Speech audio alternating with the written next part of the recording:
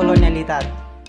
El colonialismo opera dentro de todas las esferas del mundo, dentro del sistema capitalista o patriarcal, entonces es imposible que no opere dentro del feminismo, de los movimientos feministas. Generalmente cuando hablamos del feminismo, hablamos de el feminismo como si este movimiento fuese válido para todas las mujeres del mundo, y esto está lejos de ser así. Hablamos de las olas del feminismo desde una perspectiva muy occidental y hegemónica, y es ahí donde opera el racismo y el colonialismo. No podemos olvidar que quien escribe la historia son las personas que tienen acceso a la lectoescritura y al poder de difundirla, y entonces esa historia está escrita, toda la historia está escrita desde esta perspectiva. Se habla de descubrimiento y se habla de conquista, no se habla de invasión y de genocidio, porque no se tiene en cuenta la historia de las mujeres pobres y racializadas. El feminismo hegemónico tiene que incorporar estas narrativas, la de las mujeres migradas, las narrativas de las no blancas, porque si no las luchas feministas solo serán válidas para unas pocas.